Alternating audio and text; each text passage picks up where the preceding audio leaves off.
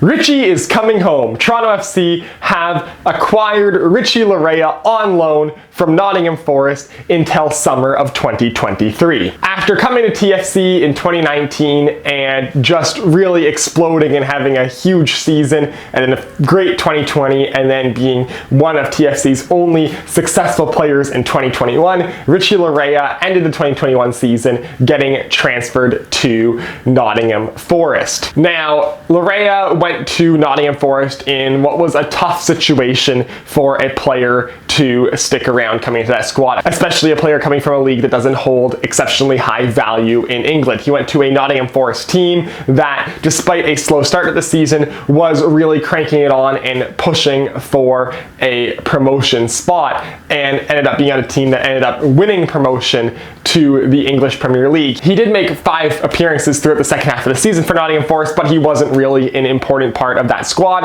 and with the team getting promoted to the Premier League and then bringing in better fullbacks to play at the Premier League level, Laryea's playtime was going to go down even lower than it already had been at Nottingham Forest. Thus, interest from many different places for loans for Laryea. A couple other teams in the Championship supposedly were interested, as well as a couple other places throughout Europe, but Toronto FC always seemed like the most likely option, as it's the place where he had the most success and the place where he would get the most minutes en route to the 2022 FIFA World Cup, which he needs to get into form for. And so Laryea comes back home, will likely fill in the right back role, which has been held by Marshall Ruddy and Kosi Thompson, neither of whom are right backs for the majority of this season.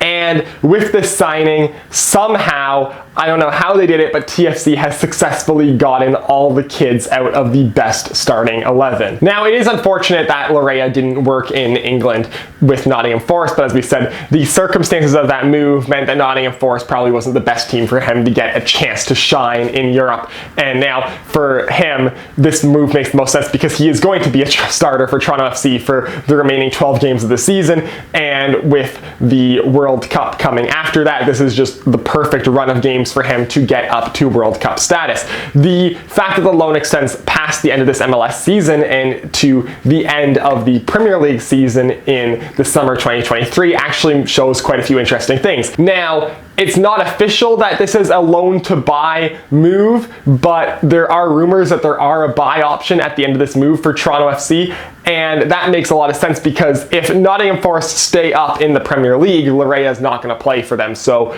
it doesn't make sense for them to keep him around. If they get relegated back to the Championship, I could see them wanting Laryea back in the squad to give them depth in the Championship next season. He's a guy who I think could be quite successful in a mid-table Championship team, mid-high table Championship team, but the fact that he went to a Nottingham Forest team that was pushing for promotion just kind of really hurt his chances of getting any significant playtime last season. So if Nottingham Forest avoid relegation this season, there is a significant chance that Laryea will end up back in Toronto on a permanent basis at the end of this loan deal. Now, if this deal was just TFC gets Richie Laryea on loan for a year, that's a nice piece of business, but no, this is MLS, so there's confusing stuff. Because Laryea is a former Major League Soccer player, despite the fact that he was TFC's player, we have to go through the allocation order to get him. For those who don't know, the allocation order is essentially a waiver order where when players return to Major League Soccer, the teams at the top of the allocation order get first claim of those players. So if you're TFC and you're lower down on the allocation order, you need to make some moves to move up the allocation order, or else another team could try to block you getting them. So we had to pay a combined $350,000 in general allocation money to get Richie Laryea on loan. We had to pay more than double what we sold Alejandro Pozuelo for to 2 teams that have nothing to do with Richie Laryea to get Richie Laryea. First off, we gave up $175,000 in 2022 general allocation money and $50,000 in 2023 general allocation money to FC Dallas for a second spot on the allocation order. So that moved us up. And then we had to give the second general allocation order spot and $50,000 in 2022 allocation money and $75,000 in 2023 allocation money to FC Cincinnati, who held first in the allocation order. Why? Because Cincinnati wanted Matt Miazga, who also required allocation, but they knew that TFC also wanted Laryea, so they said, hey, we are going to sit here on this spot and wait until the last possible second to get Miazga to move TFC up to first, and then they won't have time to get Laryea unless you guys pay us $125,000 in allocation money, which is ridiculous. The fact that two teams that have absolutely no relation to Richie Laryea had to have money given to, and a lot of money at that given to, for us to bring back a guy who was our own player on loan from a team in a completely different league in a completely different continent.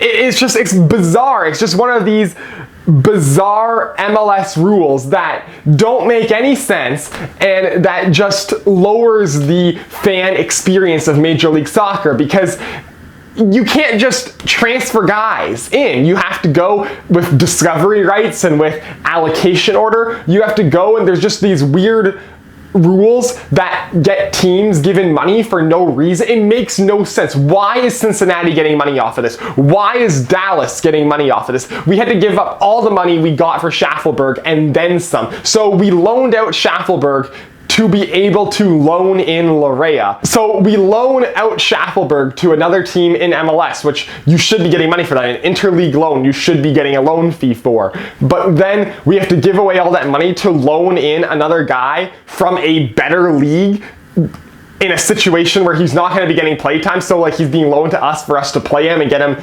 experience and get him up to form. It just doesn't make sense. The fact that another team can go, pay us $125,000 or else we are going to wait so that you're going to run out of time to file this loan signing. It's absolutely ridiculous. The fact that that sort of hostage holding is not just allowed but encouraged in Major League Soccer is just disgraceful. It's just, how are you supposed to draw new fans into the league? How are you supposed to pull a casual fan, a guy who watches soccer in European League, and say, look, local soccer in North America here, go watch Toronto FC, they have a lot of local kids. And how are you supposed to explain that MLS is a real serious league now, and then also explain, oh, but to get Richie Laryea on loan from Nottingham Forest in the Premier League, we had to pay 2 other Major League Soccer teams.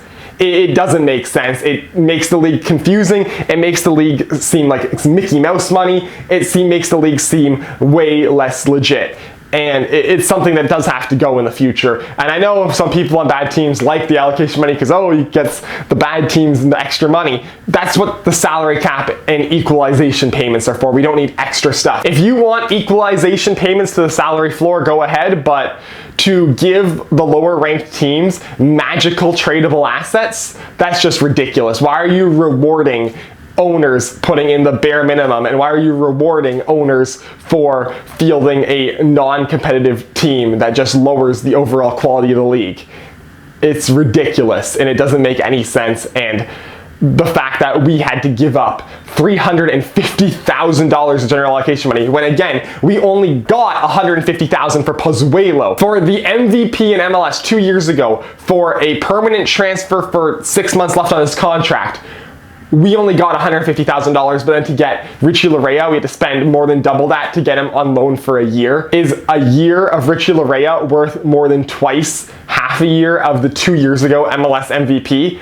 It shouldn't be. That's ridiculous, and it shouldn't be that we're giving that up to, not to the team that giving us Richie Laryea. We're giving it up to random teams that have nothing to do with Richie Laryea. It's just mind-boggling, and just, wow, the allocation order is stupid. Allocation order is dumb, but getting Richie Laryea is nothing but a win for TFC. Honestly, this move, especially because it's until the summer 2023, is proof that TFC still thinks they can make the playoffs this season. And this is a squad that, the starting 11, yeah, the depth is a little weak, but the starting 11 is one of the best in MLS. If they can get into the playoffs, anything can happen. It's just, can they get into the playoffs? And, you know, they're only 6 points out, 12 games left. There is a chance. It's not a huge chance, but there is a chance. And if the team's ready, firing on all cylinders starting tomorrow, you know, anything can happen. It's Major League Soccer. It's a wacky league. Anything can happen. It's not like they didn't do this before in 2019 when they went the second half of the season without losing a game for like 18 games straight. So, you know, it can happen. It's going to be really hard.